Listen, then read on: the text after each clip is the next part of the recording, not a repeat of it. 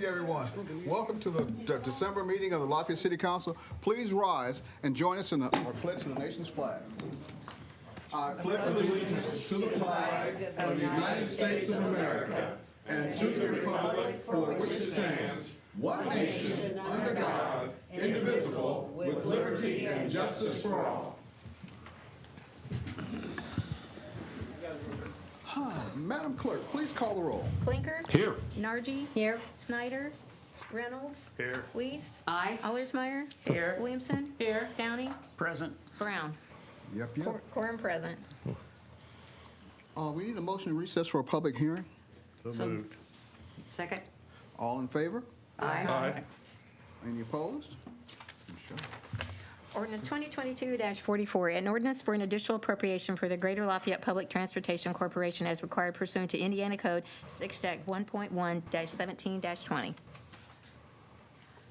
Are there any questions from the public on ordinance 2022-44? There being none, we'll accept a motion to reconvene. So moved. Second? All in favor? Aye. And we move on to the minutes. We'll accept a motion to approve the minutes. So moved.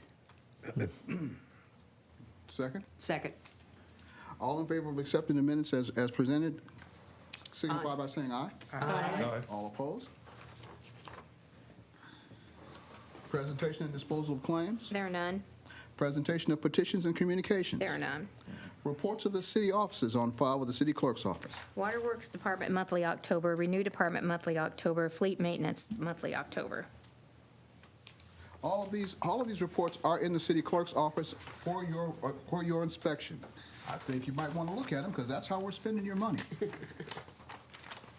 On to ordinances for second reading. Ordinance 2022-44, an ordinance for an additional appropriation for the Greater Lafayette Public Transportation Corporation as required pursuant to Indiana Code 6-1.1-17-20. What is the pleasure of the council? I move we hear ordinance 2022-44. Second. It's been moved and seconded. Sir.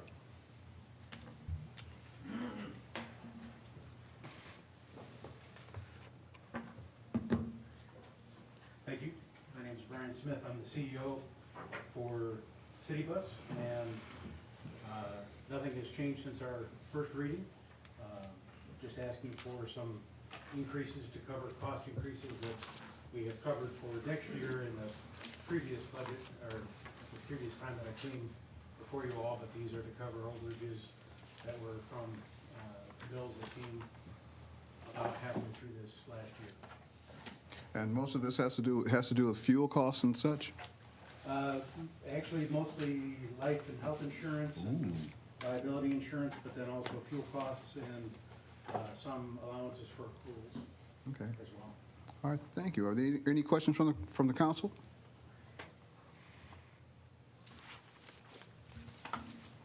Are there any questions from the public on ordinance 2022-44? Thank you, sir. There being none, Madam Clerk? Clinker? Aye. Nargi? Aye. Reynolds? Aye. Weiss? Aye. Allersmeyer? Aye. Williamson? Aye. Downing? Aye. Ordinance passes 7-0. Ordinances for first reading.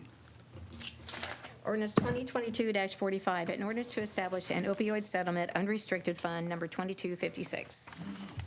Pleasure of the council. I move for hearing of ordinance 2022-45 on first reading. Mr. Downey? Second. It's been moved and seconded. Okay, very good. So the City of Lafayette, we should be receiving our first distribution from the opioid settlements any day now. But in order to comply with State Board of Accounts guidance and the requirements of the settlement, which has both restricted and unrestricted shares, we need to set up a separate fund. One for the unrestricted portion of the settlement funds we'll be receiving, and one for the restricted portion of the funds that we'll be receiving, so that we can track those and comply with all necessary reporting requirements that come along with those funds. So the first ordinance that you have in front of you is to establish the unrestricted opioid settlement fund.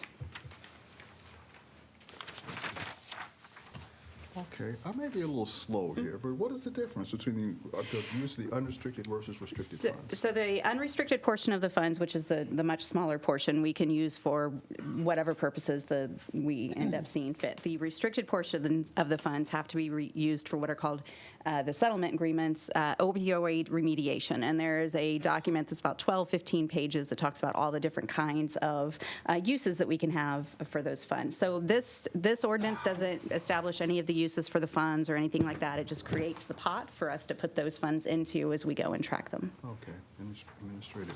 Okay, are there any other questions from the council?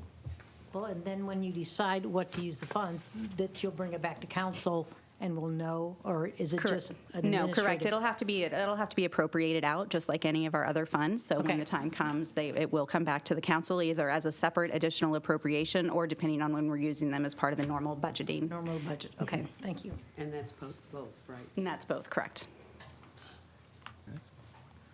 Are there any other questions from the council?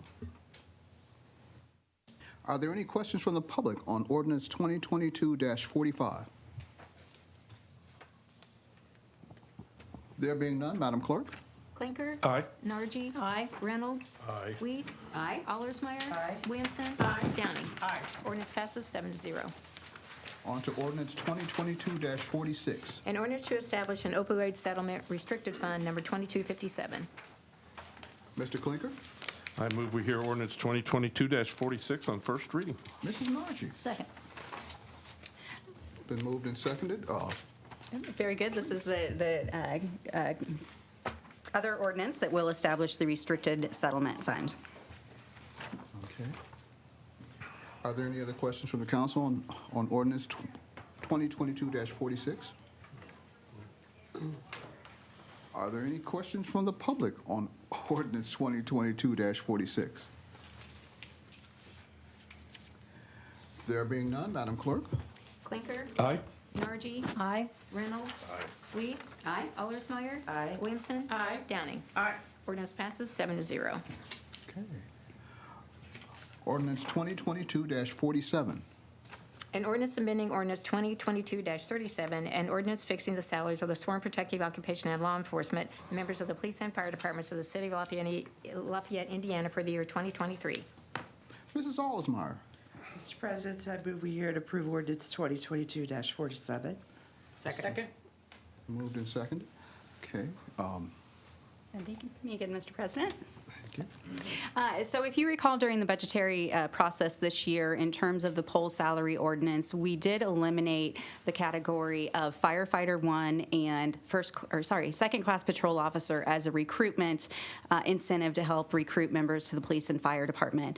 After we did that, there is one recruit class left with the fire department that is actually scheduled to become firefighter 1 classification next week. And in order to basically facilitate them being able to fill out their entire firefighter 1 term, this amendment will add the category of firefighter 1 back in the ordinance so that they will hold that position until they hit their 1-year mark, at which time they'll be able to move to the journeyman position. This will just be for 2023. It should not be necessary moving forward.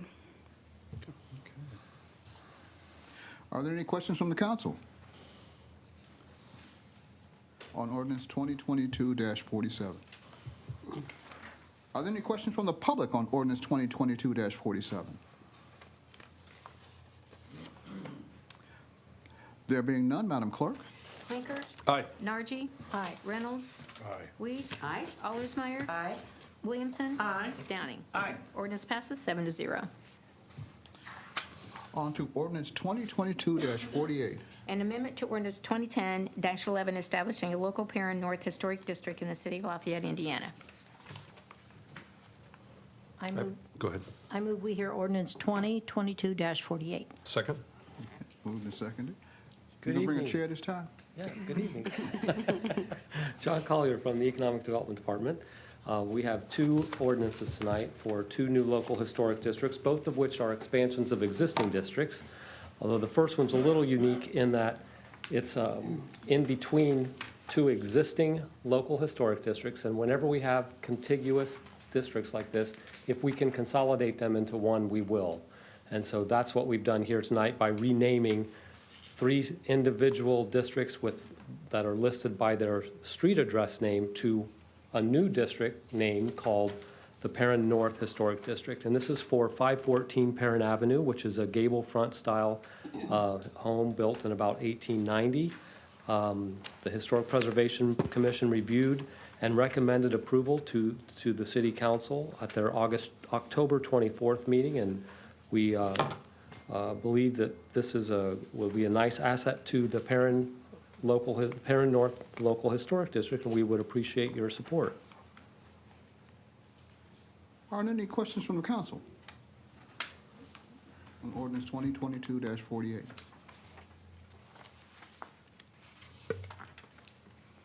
Are there any questions from the public on ordinance 2022-48? There being none, Madam Clerk? Clinker? Aye. Nargi? Aye. Reynolds? Aye. Weiss? Aye. Allersmeyer? Aye. Williamson? Aye. Downing? Aye. Ordinance passes 7-0. Okay. On to ordinance 2022-49. An amendment to ordinance number 2010-11, inclusion of certain property in a local Perrin Cason Street Historic District in the city of Lafayette, Indiana. I move for passage of ordinance 2022-49 on first reading. Second. Moved and seconded. Ms. Okay. Cog. Thank you again. This is for a traditional expansion of an existing local historic district. So this is for 219 Tinkler Street. It's an Italianate-style home that was built in about 1880. The Historic Preservation Commission reviewed and recommended approval at its October 24th meeting. And it's also, I forgot to mention the previous one as well, these were both listed as contributing or rated as contributing in the interim report for historic preservation. So we would appreciate your support of this first reading of the ordinance. Are there any questions from the council?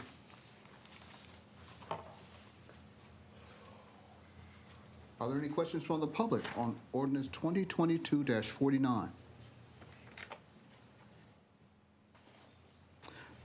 There being none, Madam Clerk? Clinker? Aye. Nargi? Aye. Reynolds? Aye. Weiss? Aye. Allersmeyer? Aye. Williamson? Aye. Downing? Aye. Ordinance passes 7-0. Thank you. On to ordinance 2022-50. Amendment to amend ordinance 2022-36, and an ordinance fixing the salaries of the appointed officers and employees of the city of Lafayette, Indiana for the year 2023, excluding the sworn protective occupation and law enforcement members of the police and fire departments. I move for hearing 2022-50 on first reading. Mr. Downing? Second. Moved and seconded. Mr. Mayor? Ladies and gentlemen of the council, thank you. Before you, we have the ordinance. It does two things. One, it changes the name of the Community Parks and Urban Forestry position to simply City Forester, to make that a little bit simpler and encompassing of their duties. The other thing that it does is we are requesting 2 civilian crime scene investigators at the PAT 3 position as we continue to evaluate the needs of the police department and looking at the budget and my meeting with the chief and his leadership staff. We believe 2 additional, I said civilian, not sworn personnel, but civilian crime scene investigators that do things within the department, working with our analyst who then feed information to our detectives and street crimes unit and other people like that. Would be very helpful. He believes it's one of the areas that could help speed up getting that information to help solve crimes. So we would like to create those 2 positions for the 2023 budget. I am going to ask you to suspend the rules and vote on that twice tonight because I would like them to be able to post those jobs and to move to get them hired. We are not asking for any additional money.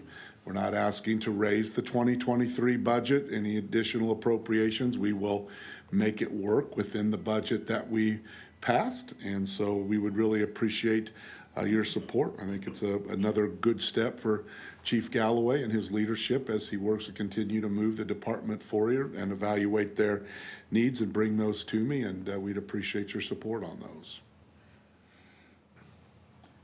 Are there any questions for the mayor? Are there any questions from the public on ordinance 2022-50? Madam President? Madam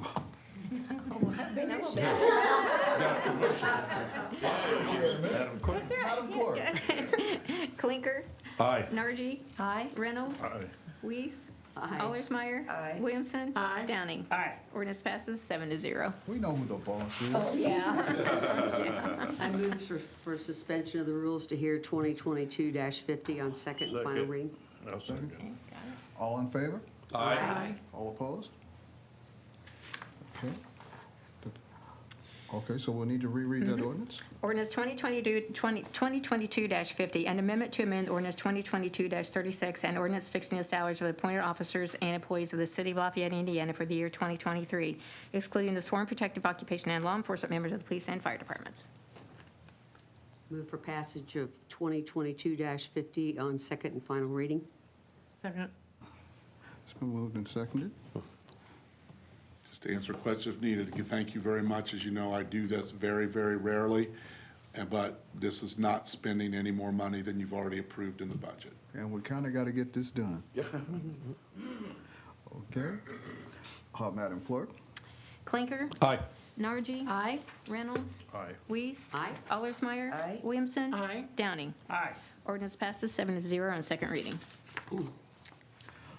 On to ordinance 2022-51. An ordinance to repeal and replace Chapter 8.06 Trees and Shrubs.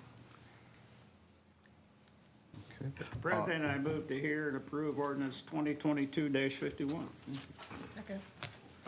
Moved and seconded. Sir?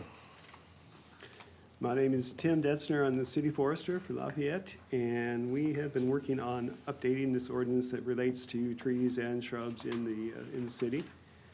The last time this ordinance was written was 1989, and we feel like it was time for a little bit of an update.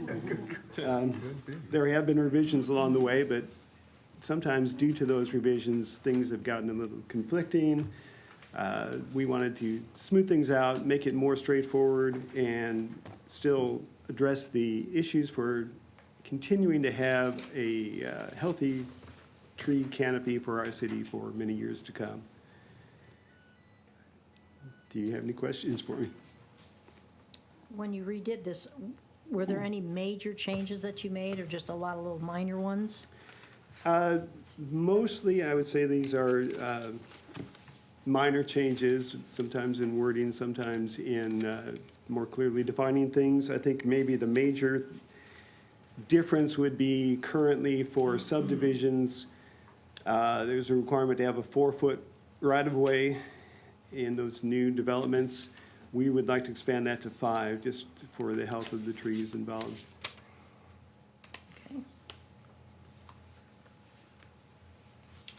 Are there any other questions from the council? It's good to meet you, sir. Well, you too. I understand that you're retiring.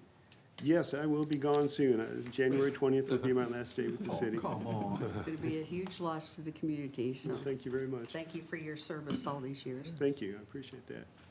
I do have a question. Yes, sir. On the setbacks, does this come back to the APC to be approved so the county knows what these are before we bring them to the city, so the applicant knows what this may or may not be? I have to confess, I'm not aware of how the procedure works for that. I would think that it would. I would think, that's what I'm asking. I don't, are you aware, Mayor, of, or maybe Jackie or somebody? Yeah, so in terms of what this ordinance does is establishes our tree requirements for new development and things like that. We can use the term subdivision, but it's for all new development. So it's not directly tied to the zoning code, specifically in terms of the subdivision process or anything like that. But would it have to be noted, so when it came, when they filed to the APC for that application, whether it be plan development or whatever it would be, that they would see that would flag them or not?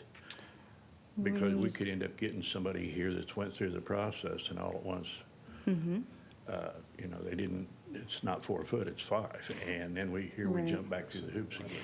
Yeah, and I'm not, to be honest, I'm not sure. I don't know that in the subdivision is specifically Subdivision ordinance does have that setback in it. for the setbacks or for the, trying to think through here.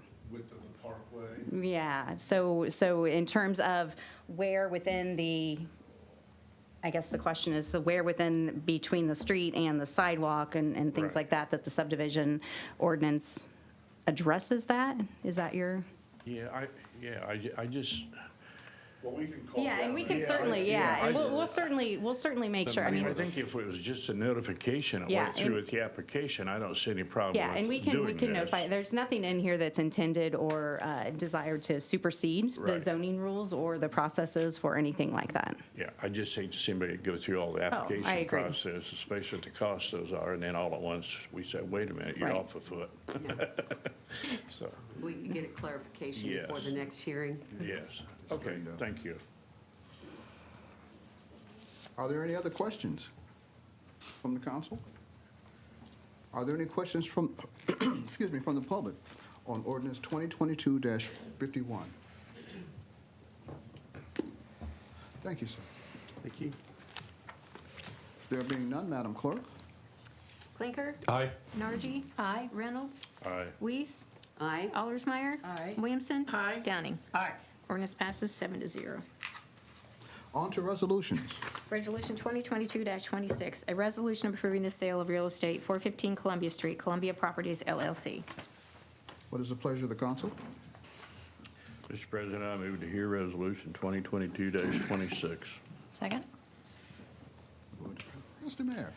Yes, sir. This is for the real estate located at 415 Columbia Street. You probably know that as the Columbia Building right here attached to the parking garage. When that was originally developed, that land was retained, the land underneath the building, the ownership was retained by the city. Over time, folks that associated with that building have asked us to sell that land, to go along with the building. Us having the ownership limits some of the things that can be done with it.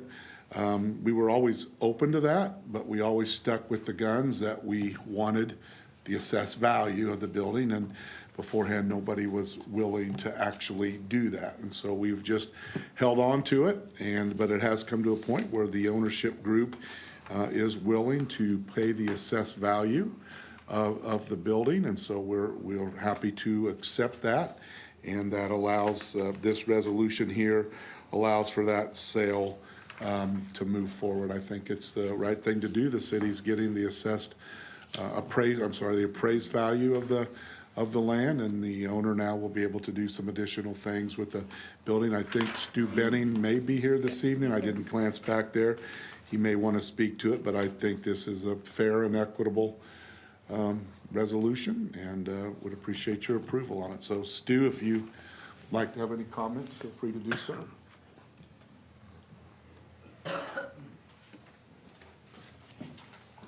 Good evening, Mr. President, Council. Stuart Benning, 415 Columbia Street, Lafayette. I am the managing member for Columbia Properties LLC, which is the owner of the building downtown. From a little historical perspective, back in the mid to late 1990s, the city of Lafayette put a request for proposal out for the development of this then unimproved piece of real estate. We had the parking garage. We were one of two or three that made a proposal, so our law firm, along with Huth Thompson, we both had kind of disjointed offices, downtown Lafayette, and Huth Thompson had one a little bit north in a downtown. So we were fortunate enough to win that request for proposal, and we built the current building, the three-story building that sits there on the corner of Columbia, 4th and 5th Street. I am excited for this purchase if it's approved. Would love to pay the assessed value, $257,000, but I changed that. right. I thought, Jackie, we could change it, but since I know, right? For $389,000, the appraised value. What's kind of exciting for this is that the thought is we're going to condo this building. Commercial rents for downtown Lafayette for Class A space has been a little bit, it's been hard. And so the thought process is if we can condo and sell off various units, that this is going to promote ownership. So local businesses, if they're saying, well, we'd love to lease, but really don't want to lease, we'd rather have some ownership, build some equity, this is going to allow for that. So having 2 per floor, so 6 condos in the building available for sale, I think will be exciting to promote local ownership. Thank you. So those are office space they would own? Yes, so right now, we've got about 42,000 square feet, so roughly, let's say 13,000 square feet per floor. Who Thompson occupies the second floor, our law firm is the west side of the first floor. The other space, the east side of the first floor and the third floor, are currently available for rent. Half of the third floor is unrented, it's been that way for a while. And part of the first floor is vacant, although there's a tenant, but he bought another building, but his space is for lease as well. So long story short, yes, this would be for commercial leasing for businesses. Or condos for businesses, yeah. Mr. Benning, I have a question. Yes, sir. Do most of the tenants that are there now, or do you have a feel if they're interested in doing that, or is it cross that bridge when you come to it? We don't have any current tenant that's expressed an interest to buy. It was kind of an idea by a realtor because it was difficult to get at least saying, hey, have you ever thought about this? And we went back to the original plans. It's like, well, yeah, we had, because when we originally did this, the whole idea in our operating agreement says that it can be condoed, and this is how the condos would be divided. So that kind of spurred it to say, this opens up some opportunities. So if we can't lease it, we can perhaps sell it. So if they buy that condo and they want to rent part of it, they can sublease it to somebody else and? Yes, they could. Yeah, they Okay. could. Yep. Very good, thank you. And Mr. Benning, that you are actually buying the property, not the building, correct? Right, so we currently have a 99-year ground lease. And Right. so we built the building, we own the building. That theoretically, after 99 years, would revert back to the city, which is the owner of the underlying fee interest of the land.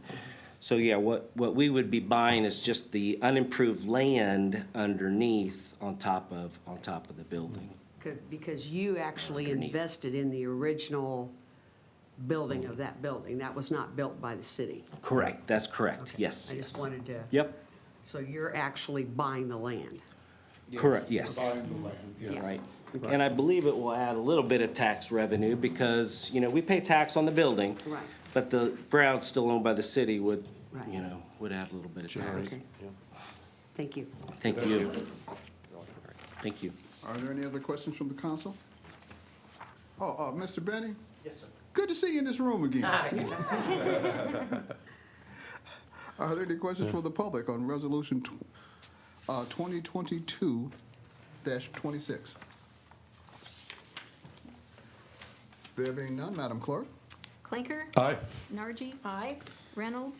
Aye. Weiss? Aye. Allersmeyer? Aye. Williamson? Aye. Downing? Aye. Resolution passes 7-0. Okay, down to the nitty-gritty. Reports of standing committees. Reports of special committees. Miscellaneous and new business. Reports by the mayor. Reports of councilmen. I'd like to thank the city clerk for her hard work on the wonderful parade and wish everybody a Merry Christmas and Yeah. Happy Holidays. Thanks. Thanks. Also, like to extend condolences to Councilman Snyder on the loss of his sister. Yes, yes. Sure that's not an easy thing at this holiday time to lose a member of your family, so. It's true. And now it's time for public comment.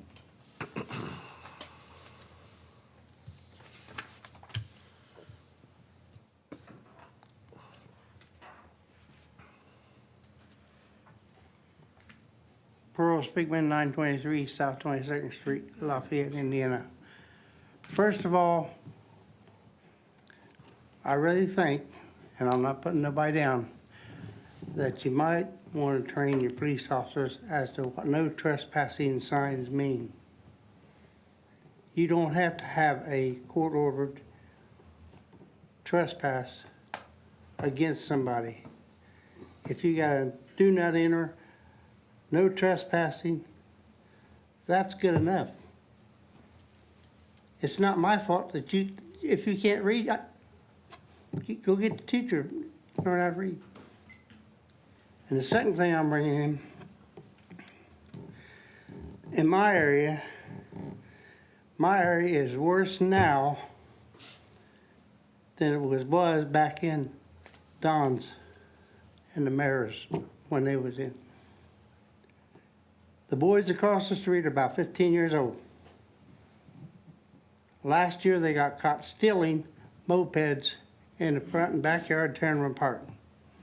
The policeman come down, nothing was done. The next thing come up this year, we've had a robbery 2 weeks ago there. They knocked a cab driver in the head. They were seen over at the park by our policeman swinging guns. Now, I moved there in 96. I didn't even own a gun in 96. But I ain't gonna tell you I'm my own now. And I'm paying over $100 a month security for cameras. Now, I don't know what you all can do, but if you don't stop them young thugs across the street, they're gonna walk in the wrong man's house at the wrong time, and that's it. It's gonna be over. When you come across my threshold, you give me permission. So it's either you guys work on it and work it out, or 10 or 15 years down the road, the parent's gonna walk up to you and say, you didn't vote for it. And you're gonna have it on your mind, not mine. So if you want to raise thugs, go ahead. I'd like for you to move them all down, from down there up in the north end. That way he can keep better track of them. So I'm just warning you. There's at least two that I'd say within 4 or 5 years, one or maybe both of them will be shot.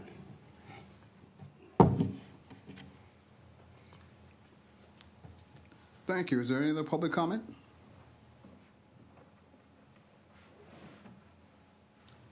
Mr. Clinker? Move for adjournment. Is there a second? Second? There is one public comment. Oh, well, as like the guy said, come on down. Good evening, President and council members. I've got some things that, I brought only 8 of those, so I hope Okay. you can share. This is where when I talk, you can follow my.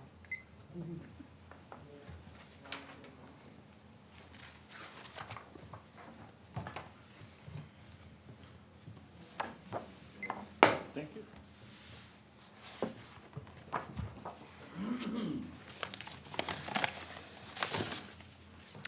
So on the first page, my name is Angelica Kokalis, and I'm a doctor of Chinese medicine, and I bought recently the house on 222 South 5th Street in Lafayette with my son, Dennis Lorenzis. And we purchased the property on the 13th of July 2021. Around 6/11/22, I received a letter dated 6/6/22 from the building commissioner, Mark Gig, asking me to contact Phil Lazzo, or the city will issue an order to demolish within 10 days and schedule a hearing with the hearing authority. Immediately, I called Phil Lazzo at the City of Lafayette Engineering Department, and I asked for an extension of the timeline. It was about 10 days. If you look, I have it done on your folder, all the emails. On June 13th, I received an email from Phil Lazzo that he said that the timeline is as follows. June 27th, demolition permit must be applied. By September 13th, the house must be demolished. On June 25, I sent an email to Phil Lazzo, updated him on the demolition progress. I expressed that we would like to keep the original foundation and reinforce it according to KJG recommendations. On July 8th, I received recommendations from KJG for the shoring of the foundation. And on the 25th, I sent the report from KJG to Phil Lazzo. Phil responded on the 25th that he spoke to the building commissioner and I can shore the foundation, but I will need to get a permit to do that. On August 16th, Dennis Lorenzis, my son, forwarded the plans from KJG for the foundation support to Phil Lazzo. And the next day, Phil responded that Dennis needs to send them to the Lafayette permits, which he did the same day. So from August 17th, when my son sent the permits to the Lafayette Permits Department, till October 21st, we were waiting to hear from the engineer's office about the approval of the shoring of the foundation. On October 21st, the secretary at the office, Leslie Pannell, sent me an email saying that Scott Diderly reviewed the plan for the demo and shoring of the foundation that I submitted from KJG, and that I would need a building permit with a full set of plans for the rebuild. On October 21st, both myself and Andrew Wise from KJG let Leslie Pannell know that the construction drawings are about 80% complete, and please allow 1 to 2 weeks to finalize the drawings. On the same day, I received a letter, this is a letter, not an email, that was written dated 10/18/22 from Phil Lazzo saying that he had sent me several letters about the demolition timeline, and the first fee of $50 was issued. That was the second letter I had received since the first letter from the building commissioner in June 11th. No other letter was sent to my house. I sent him an email the same day, forwarding Leslie's response and telling him that I'm doing my very best to move this project forward.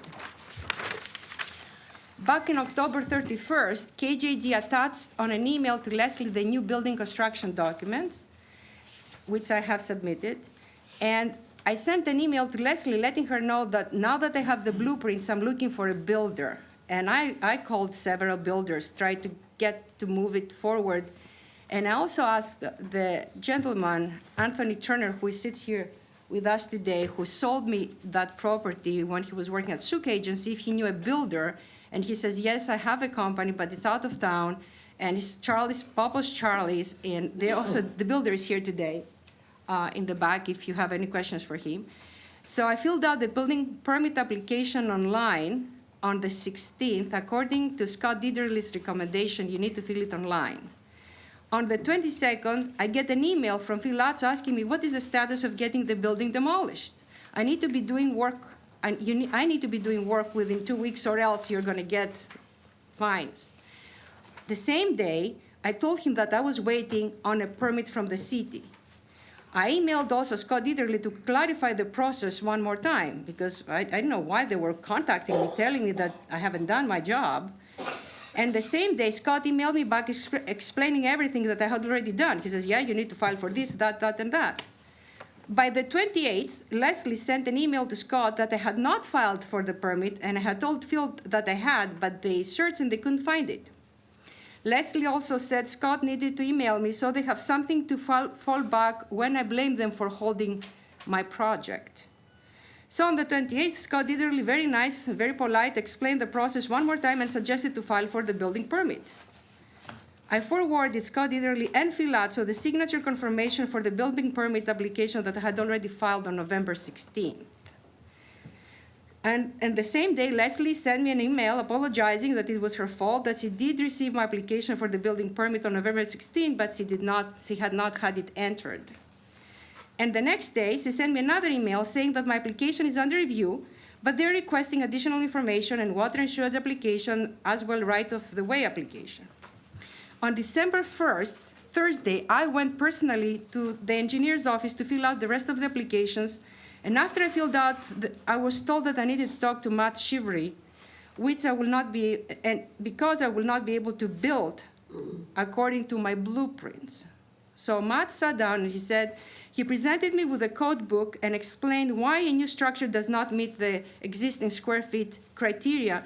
So I cannot replace the 2,000 square feet building with exactly the same square feet, but new. Like if you do it new, you can't really have what you already have there. So I asked him, what else can I do? And he referred me back to the code book, and he recommended a renovation that the cost is 50% less than the new construction. And I left, and the next day, I sent him an email that I decided to renovate and restore the existing building, and I'm actively looking for the cost of renovation. The same day, I received an email from Phil Lazzo stating that I changed my mind once again, and that if I do not demolish it by December 16th, fines will be issued. So there must be some miscommunication between the engineer's office and the builder's commissioner's office, or maybe I don't get what they're asking of me, because everything that they ask me, if you look at the paperwork, I've done it by the book. So I'm here to ask for, please talk to the commissioner's office, the building commissioner's office, and ask them, why is he doing this to me? I have a long history with him. And maybe that is why, because when I wanted to remodel the house on New York Street, 617 New York Street, it was in the demolition, if you remember, for 3 times. It was sitting empty for 12 years, and my son and I stepped up and we bought it, and we made it a jewel for the neighborhood. And at that time, I had a problem with Mr. Gig, because he wanted to demolish it, and I proved him wrong.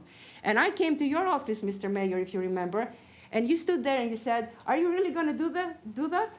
Do you have the money? Remember asking me that question? Mm-hmm. Because my wife used to live there. And I said to you, yes. He says, how much budget do you have? I said, well, I think I have 100,000. Your wife's mother, yeah. So I said at the time, I'll try to do my very best. And I did. And now I'm remodeling exactly the house across the street, the 618 New York Street, which was a dump when I bought it from the Lafayette. I bought it from the Habitat for Humanity, because Has there been a fire there? No, never. It was abandoned from someone donated to the Habitat for Humanity, but because it was so dirty, the poop was like a foot, dog poop and human feces. I had 2 different crews that went in, and eventually me and my son gloved up and we cleaned it. And I'm working on that house right now, which is across from 617. Now this is 618. But we also bought the 222 thinking that this will be the next project down. It's very close to where we are. And since I'm retiring, I might sell my big house in the west side and go and live there and be across the street with the kids and help them with the grandkids. Well, people say, are you really going to sell your big house? Yeah, eventually we downsize. I'm the only person in 3,600 square feet in West Lafayette. I would like to be close to downtown, and I would like to see the crime in downtown going down.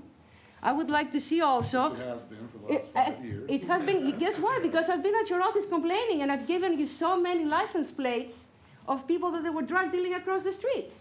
I'm the one who kept calling the police all the time, and because Angelica is there and she's doing work, and I bought the house across the street because I didn't want somebody else to buy and do the drug dealings. That's why I bought it. I cleaned the neighborhood.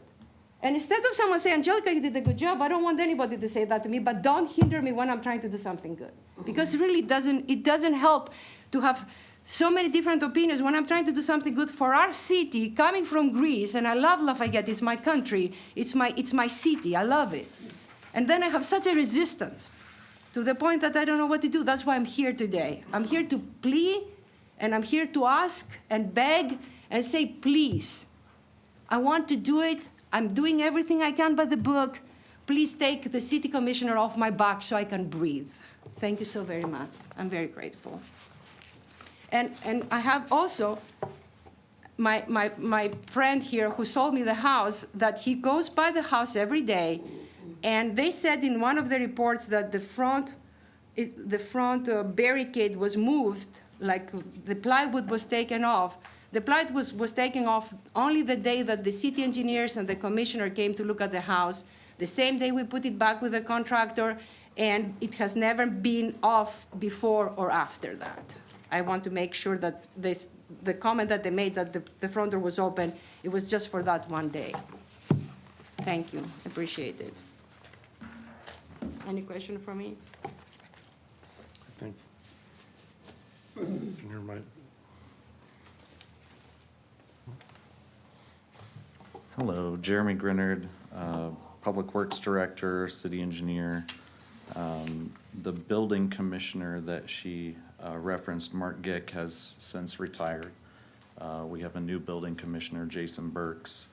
And she went over a lot of the timeline of things that have happened it's been a pretty complicated situation with a house fire that happened back in, I believe, 2020, or, yeah, 2020, end of 2020. And we've been working through some things. There's been times when it was going to be fully demolished, and then there's been times when it was going to, well, we're not going to demolish it, we're going to save the foundation. But in order to demolish it and save the foundation, you have to have a building permit in place. I just started looking into this today when I heard about this situation. So I give you my word that we will work with you. I will work with the building commissioner. I will make sure that we're not fining you at the time that you're trying to get your building permit taken care of. And again, my name's Jeremy Grenard. You can come up to our office and ask for me, and I personally will work with you on that.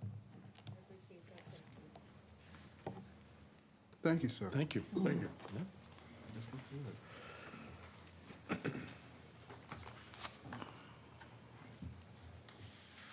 Is there any other public comment? Mr. Mayor? For adjourn, oh, What, We have- Mr. Mayor? Or Mr. President? we're getting promotions all over the place tonight. I just wanted to comment that we, as elected officials, both Republican and Democrat, walked along the route of the parade. It was a wonderful parade, and I was pretty proud. You know, we may have our differences of opinion on different things, but this community is very, very lucky to have the elected officials we have, that once we're elected, we work together. And I was very proud just to stand with all of the other elected officials in the county and walk in that parade. I thought it was a great thing to show the citizens of Lafayette that we work together. So This is true.